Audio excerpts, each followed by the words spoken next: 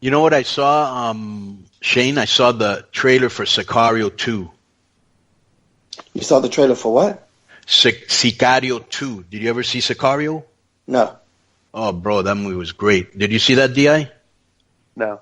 Which was Benicio del Toro and Josh. Oh, excellent. You'll love it. Yeah, let me see. Hang on. We always have to do this whenever you do a movie. Oh, here we go. Wait a minute. Have you seen Lebowski? Because that was supposed to I didn't see it yet. I'm going to tell you a movie I did see so you can check Disco. I had all these football games to watch. Disco. Check out this movie after you check out Sicario. Because this is the one I went to see, but I saw the trailer for this first. Sicario's 93% on Rotten Tomatoes. And you liked it, Konnan? Yes. And you will like it a lot too, bro. It's very, very good movie about the Mexican cartels and the U.S. undercover agents. It's very realistic. That chick's in it, right? Yeah. And Benicio del Toro's in it? Yeah. Yeah, I remember. I saw. Yeah, that looks good. Yeah. I'll watch that. Yeah. But the Sicario 2 game is out now? Sicario 2 is going to come out next, like in the summer. Now, the movie I went to see was called All the Money in the World. Did you hear about that movie? Yeah. All the Money in the World. I know my woman wants to go see that, but I don't know what it's about.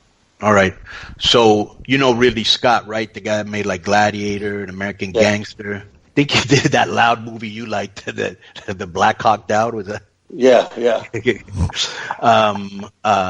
Bro, I remember when I was a kid reading about this, and since this was like pre-internet, there really wasn't much news. You know, you just read the newspaper and you might see a little clip on the evening news, so your imagination ran wild. So it's basically about the world's richest man at that time, which was J. Paul Getty, who had made all his money like in oil.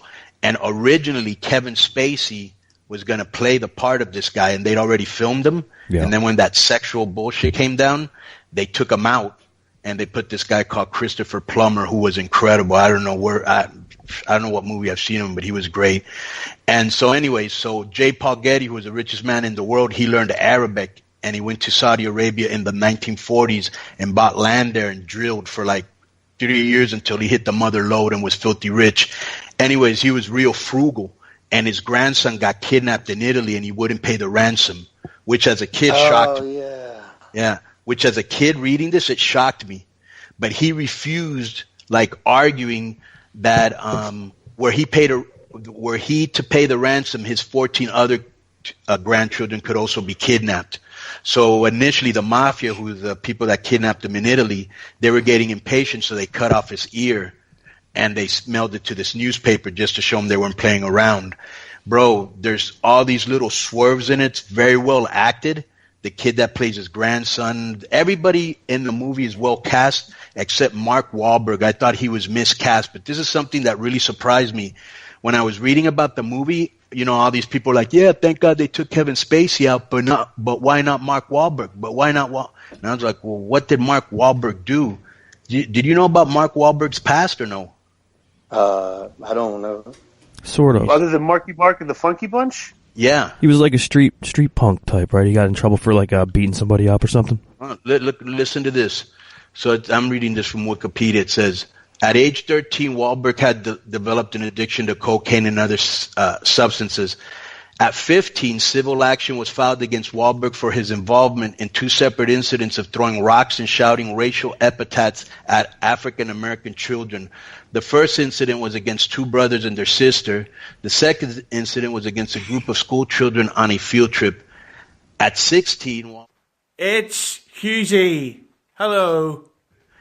At 16, Wahlberg approached a middle-aged Vietnamese man named Tham Lam on the street and using a large wooden stick, bashed him over the head until he was knocked unconscious while calling him a Vietnam fucking shit. That same day, Wahlberg also attacked a second Vietnamese named Hoa Johnny Trin, sucker punching him in the eye.